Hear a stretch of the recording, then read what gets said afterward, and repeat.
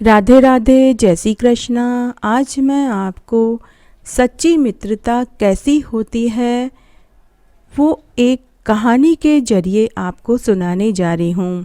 इस कहानी में दो सच्चे मित्र होते हैं। उन दोनों दोस्तों ने अपनी मित्रता बचाए रखने के लिए क्या त्याग किया वो इस कहानी के जरिए आपको मैं सुनाऊंगी। एक बार एक चंद्रवंशी राजा थे। उनके एक पुत्र था, उसका नाम युवराज सिंह था। राजा का एक मंत्री था। उस मंत्री के एक पुत्र था जिसका नाम विजय था। युवराज व विजय दोनों हम उम्र थे। बचपन साथ साथ खेलने पढ़ने में बीता। दोनों ने साथ ही शिक्षा ग्रहण करी, साथ ही तैराकी घुड़सवारी सीखी। साथ साथ ही दोनों ने अस्त्र शस्त्र और धनुर्विद्या चलाना सीखा। दोनों में गहरी मित्रता थी। रोज की तरह दोनों शिकार खेलने वन में गए। तब एक हिरण का शिकार करने के चक्कर में बहुत दूर तक निकल गए। दोनों ही रास्ता भटक गए। अंधेरा हो चला था। दोनों बहुत थक चुके थे। दोनों ने वन में ही एक बरगद के पेड़ के नीचे रात बिताने का निश्चय किया। घोड़ों को पास ही एक पेड़ से बांध दिया और वो दोनों बरगद के पेड़ के नीचे आकर लेट गए। राजा का पुत्र युवराज सिंह को लेटते ही नींद आ गई, लेकिन मंत्री पुत्र ने चौकसी रखने के लिए जागते रहना का निश्चय किया। मंत्री पुत्र को पशुओं और पक्षियों की बोली समझ में आती थी। उसने यह विद्या अपने गुरुजी से सीखी थी। उसी पेड़ पर एक तोता और मैना भी बैठे हुए थे। तभी मंत्री पुत्र को तोता व मैना के बोलने की आवाज़ें सुनाई देने लगी।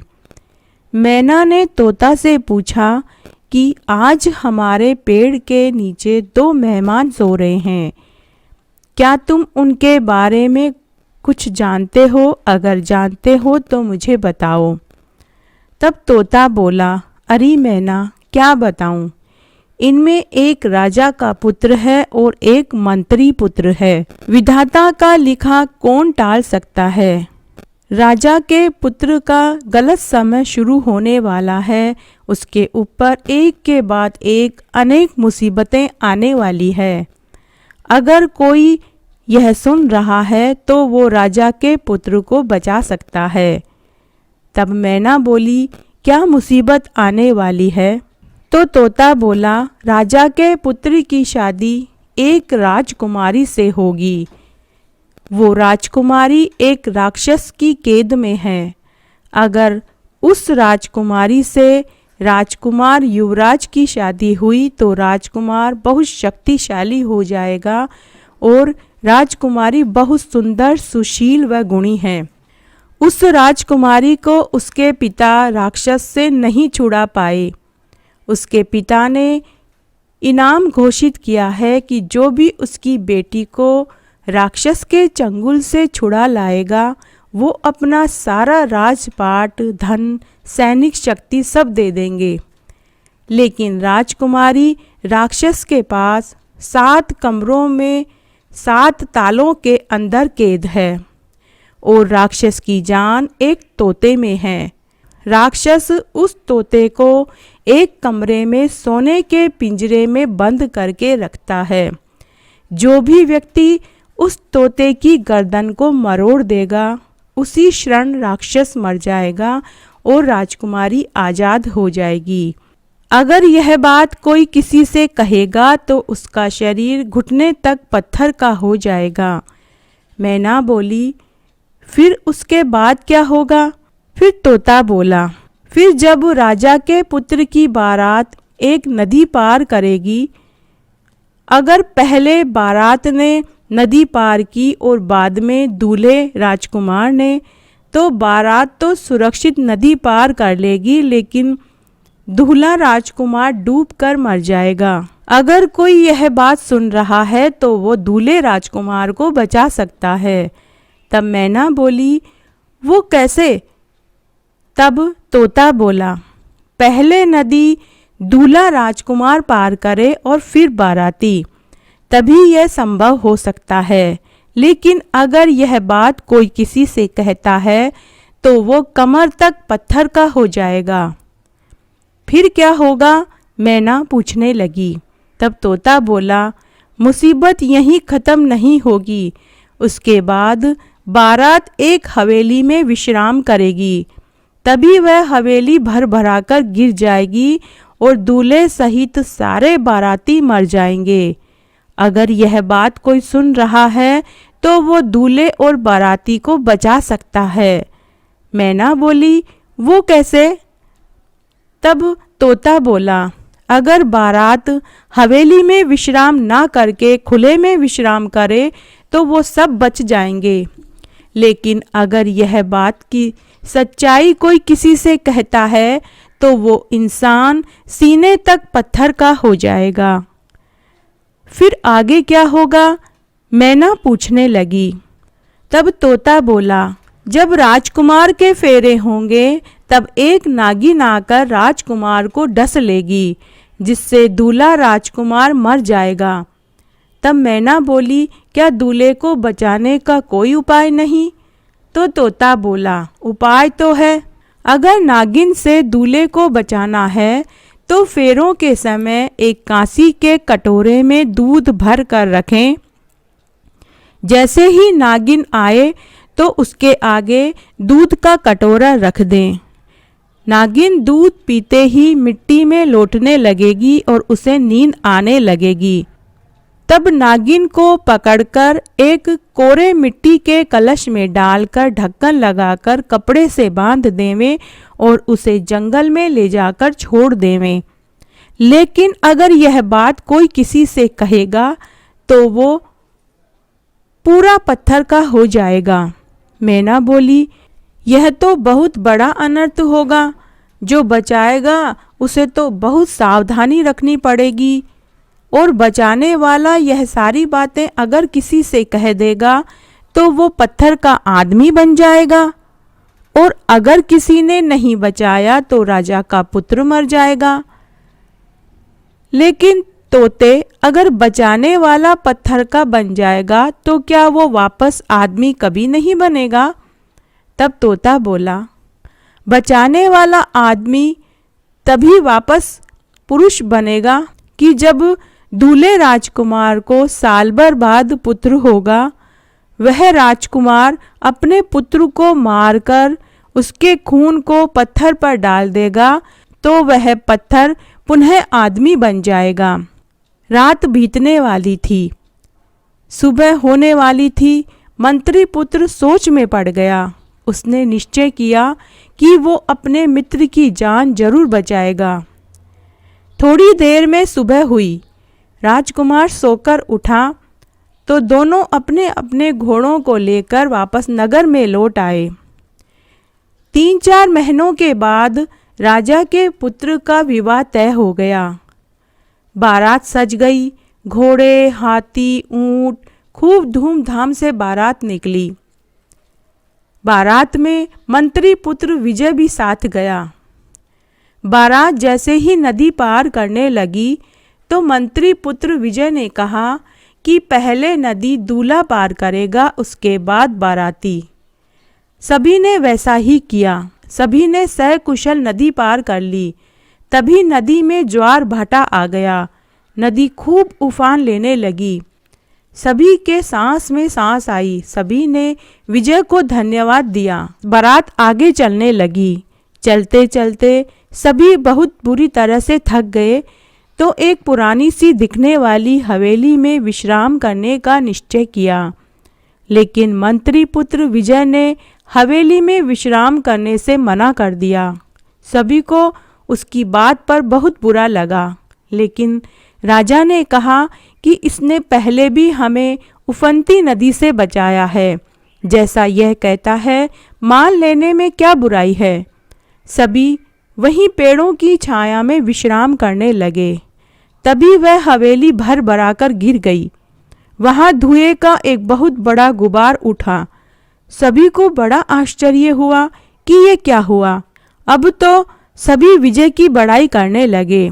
फिर बारात दुल्हन के दरवाजे पर पहुंची। तब दुल्हन के पिता ने पूरी सच्चाई बताई कि उनकी बेटी एक राक्षस के चंगुल में है। आप मेरी बेटी को राक्षस के चंगुल से छुड़ा लाइए। मैं धूमधाम से अपनी राजकुमारी बेटी के साथ आपके बेटे से शादी करवा दूंगा। साथ ही मैं अपना सारा राजपाट, सुख, वैभव और सैनिक शक्ति भी सौंप दूंगा और मैं वन में जाकर अपनी आगे की जिंदगी भगवान का नाम लेकर बिताऊंगा। तब राजा ने कहा कि आपको यह बात शादी से पहले बतानी चाहिए थी।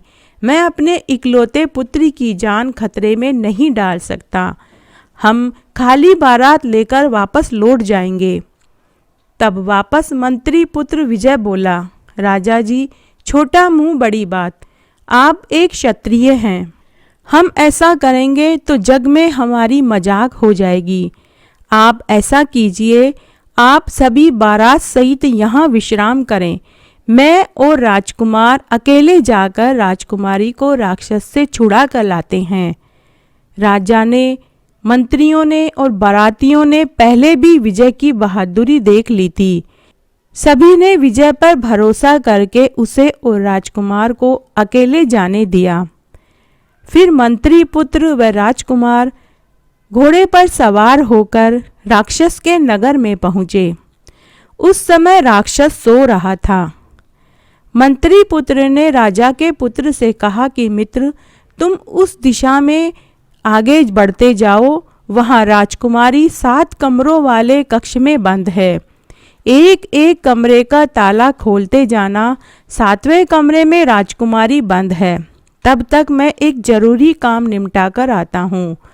तब मंत्री पुत्र तोते को खोजने में जुट गया। उधर राक्षस को मनुष्य की बदबू आने लगी तो वह जाग गया और जोर जोर से दहाड़ने लगा। आदम्बू आदम्बू आदम्बू ऐसे कहने लगा। मंत्री पुत्र ने होशियारी दिखाई। उसने जल्दी ही तोते वाला सोने का पिंजरा खोज लिया और झट तोते की गर्दन मरोड़ दी, जिससे राक्षस मर गया। राक्षस के मरते ही वहां भयंकर बदबू फैल गई। उधर राजकुमार ने राजकुमारी को 7 तालों वाले कमरे में से आज़ाद कर लिया। अब तीनों वहां से राजकुमारी के घर आ गए।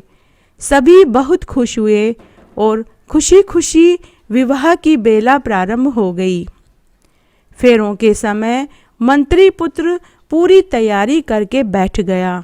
जैसे ही 3 फेरे हुए, एक नागिन वहां आई। विजय ने नागिन के सामने दूध का भरा कटोरा रख दिया। नागिन दूध पीकर मिट्टी में सुस्ताने लगी। तब विजय ने नागिन के ऊपर कपड़ा डालकर पकड़ लिया, मिट्टी के घड़े में डालकर ढक्कन लगा दिया और एक कपड़े से बांध दिया और जंगल में ले जाकर छोड़ दिया। विवाह की सभी रस्में पूरी हो गई। बारात विदा होकर वापस आ गई। लेकिन राजा के पुत्र युवराज के मन में कई सवाल आ जा रहे थे। एक दिन राजा के पुत्र युवराज ने अपने मित्र विजय से पूरी सच्चाई जाननी चाहिए कि तुम सच सच बताओ, तुमने जो किया उसके बारे में तुम्हें क्या मालूम था। तुम्हें मेरी कसम है, अगर तुम नहीं बताओगे तो तुम मेरा मरा मुंह देखोगे। विजय भारी दुविधा में पड़ गया। वो मन ही मन सोचने लगा कि बताता हूँ तो मैं पत्थर का बन जाऊंगा और नहीं बताता हूँ तो मेरा मित्र मरने की कह रहा है। विजय ने कहा कि मित्र, मैं तुम्हें धोखा नहीं दे सकता। मैं तुम्हारा सच्चा मित्र हूँ। अगर मैं बताता हूँ तो मैं पत्थर का बन जाऊंगा और अगर नहीं बताता हूँ तो तुम मरने की बोल रहे हो। मैं तुम्हें मरने नहीं दे सकता, परंतु मेरी एक शर्त है। जब मैं तुम्हें सच्चाई बताऊं तो तुम मुझे बीच में मत रोकना। फिर मंत्री पुत्र ने तोता व मैना वाली बातें अपने मित्र को बतानी शुरू की। बताते बताते मंत्री पुत्र पत्थर का होता चला गया। राजकुमार ने अपने दोस्त को कहा कि विजय आगे मत बताओ, लेकिन विजय ने कहा कि नहीं मित्र, अब तो तुम्हें पूरी सच्चाई बतानी ही पड़ेगी, बात तो तुम्हें पूरी सुननी ही पड़ेगी। देखते ही देखते मंत्री पुत्र विजय गले तक पत्थर का हो गया। फिर मंत्री पुत्र ने कहा कि मेरे दोस्त, अब आगे सुनो। 9 महीने बाद तुम्हें एक पुत्र होगा। तुम अपने पुत्र को मारकर उसका खून मेरे पत्थर वाले पुतले पर डालोगे तो मैं पुनः जीवित हो जाऊंगा। वाक्य खत्म होते ही मंत्री पुत्र पत्थर की प्रतिमा में पूरा बदल गया। राजकुमार बहुत दुखी हो गया। राजकुमार ने पत्थर के पुतले पर एक कपड़ा डाल दिया। फिर राजकुमार ने नौकरों से कहकर उस पत्थर की प्रतिमा को कपड़े से ढककर राजमहल में एक कक्ष में रखवा दिया और आज्ञा दी कि कोई भी इस पत्थर की प्रतिमा के ऊपर से कपड़ा न हटाए। राजकुमार अब दुखी रहने लगा। उसका कहीं भी मन नहीं लगता था, न खाने में, न पीने में, न ही सोने में। इस तरह दिन बीतने लगे। 9 महीने बाद राजकुमारी ने पुत्र पैदा किया। पूरे राज्य में खुशियां मनाई जा रही थी, परंतु राजकुमार दुखी और उदास थे। तब एक दिन राजकुमारी ने राजकुमार युवराज से कहा कि राजा, रानी, पूरी प्रजा हमारे बच्चे को देखकर बहुत खुश हैं, लेकिन आप बहुत उदास और दुखी हैं। इसका क्या कारण है? तब राजकुमार युवराज राजकुमारी को लेकर महल के उस कक्ष में गया जहां उसके मित्र विजय की पत्थर की प्रतिमा रखी थी। राजकुमार ने पत्थर की प्रतिमा के ऊपर से कपड़ा हटाया और राजकुमारी से पूछा कि राजकुमारी, क्या तुम इसे पहचानती हो? राजकुमारी बोली, ये तो आपके मित्र विजय के जैसे दिखाई दे रहे हैं। राजकुमार बोला, विजय के जैसे नहीं, यही विजय है, मेरा परम प्रिय मित्र विजय है। और फिर राजकुमार ने शुरू से लेकर अंत तक की पूरी सच्चाई राजकुमारी को सुना दी। राजकुमारी सारी बातें सुनकर सन्न रह गई। वह तुरंत कमरे से बाहर चली गई और नवजात पुत्र को लाकर अपने पति की गोद में दे दिया और राजकुमारी बोली कि हे प्रिय, पुत्र तो और हो जाएगा, लेकिन सच्चा मित्र कहाँ से मिलेगा? आप मेरे पुत्र की बलि देकर अपने पुत्र को जीवित कर लीजिए। मैं एक क्षत्रिय नारी हूँ, मेरी आंखों से एक भी आंसू नहीं गिरेगा, यह मेरा वादा है। तब राजकुमार ने तलवार से अपने पुत्र की बलि दी और पुत्र के खून को पत्थर की प्रतिमा पर गिराया। खून लगते ही पत्थर की प्रतिमा वापस मनुष्य में बदल गई। विजय जीवित हो गया। तभी बच्चे के रोने की आवाज़ आई। तब सभी ने देखा नवजात जीवित था। राजकुमारी ने नवजात को उठाकर सीने से लगा लिया और राजकुमार ने अपने मित्र को गले लगा लिया। मुसीबत टल चुकी थी। जो मुसीबत में साथ देवे वही सच्चा मित्र है। उसके बाद सभी सुखपूर्वक रहने लगे। राजकुमार ने अपने मित्र को मंत्रिमंडल में खुद के सलाहकार मंत्री का दर्जा दे दिया। जय हो मित्रता की, मित्रता हो तो ऐसी हो। तो इस तरह आज मैंने आपको सच्ची मित्रता की एक पौराणिक कथा सुनाई। आशा करती हूँ यह आपको ज़रूर पसंद आएगी। अगर आपको यह कथा अच्छी लगे तो कमेंट बॉक्स में जय हो विष्णु भगवान की ज़रूर लिखें। और अगर आपको कोई कथा कहानी सुननी है तो आप कमेंट बॉक्स में लिखकर कह सकते हैं। मैं आपके द्वारा बताई गई कथा कहानी सुनाने का पूरा प्रयास करूँगी। धन्यवाद।